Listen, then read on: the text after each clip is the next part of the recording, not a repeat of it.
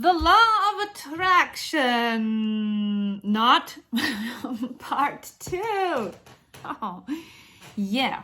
So, as I shared with you, I am a converted non-believer in the law of attraction. I think it's the law of poo-poo, the law of not happening, the law of deception.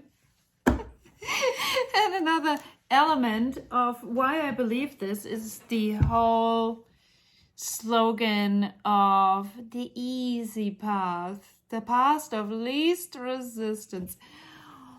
Wow, do I have to say a lot about that. So I completely subscribe to that, as I shared with you for 10 years. I was a humble follower, lemming of the law of attraction, because the people can preach it really beautifully and sound intelligent, and nobody gets triggered because you don't have to talk about God. It's all the universe.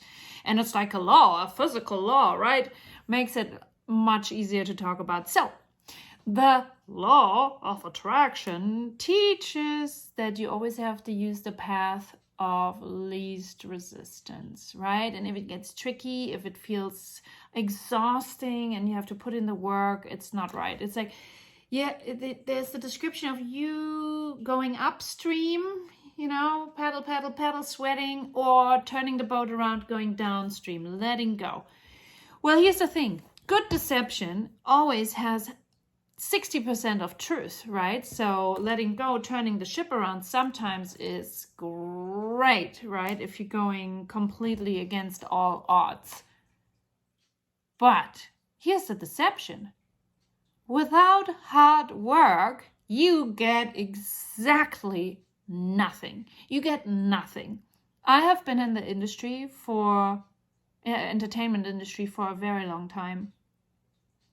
And I'm a very, studious lady. So I've built a film festival and I love to work. That thing with the path of least resistance never sat right with me. And I was like, well, I guess the least resistance is because I love going to work. So I'm cool with that because I feel good when I go to work, even though that's not true.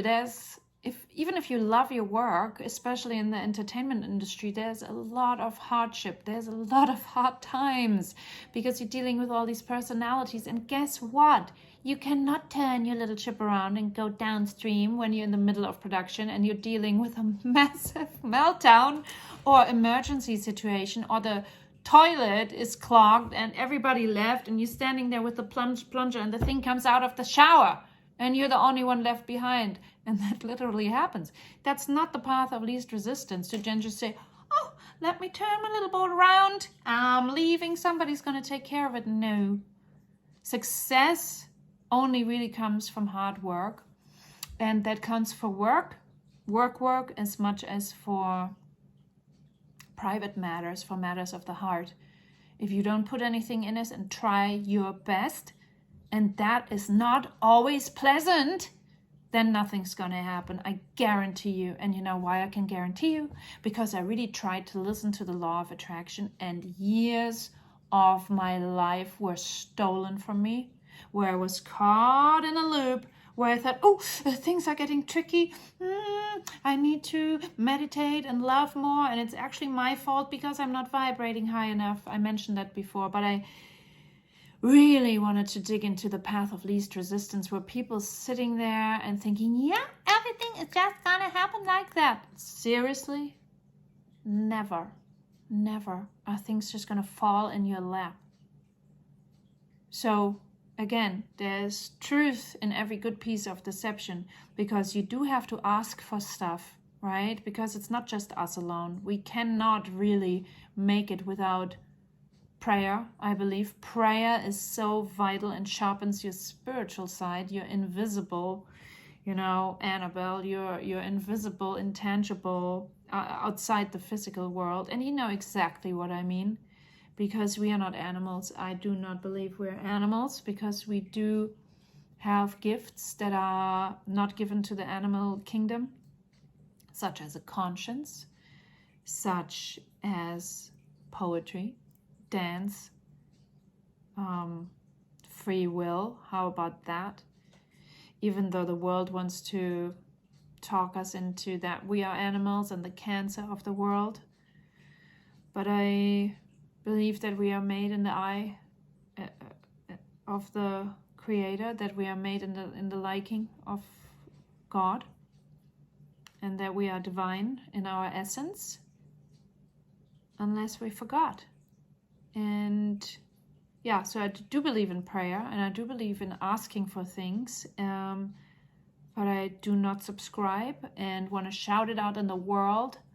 From nothing comes nothing, and you cannot sit in your home and manifest a button as easily as a castle. You cannot. Prove it to me. Prove it to me. If you really do these research, it's nonsense. It's a lie. If you want to create a button, you go earn some money and buy it, or you take a piece of wood and take a knife and you carve it. If you want to have a castle, different rules apply. It's not the same. And you can look this up because this is one of the taglines. Creating of a button is the same as creating a castle. Look it up. It's nonsense. It's a lie. Don't buy it. Work hard, dream big, make it happen, pray, trust, not in the law of attraction, but trust in God, because He always provides if you fully accept Him, and don't give credit to thieves for the miracle God provides. I highly recommend Jesus as the security person to make sure you're praying to the right kind of God and not some other disembodied entity. And watch how you succeed once you stop buying into this whole you need to vibrate higher nonsense, because it is. From nothing comes nothing. And if you want to have something, you got to work for it. And hard work can actually be fun, by the way. It can be fun. But a button is not a castle. It's not. And that's what I have to discuss about today when it comes to the law of attraction, schmaction, deception. Gosh.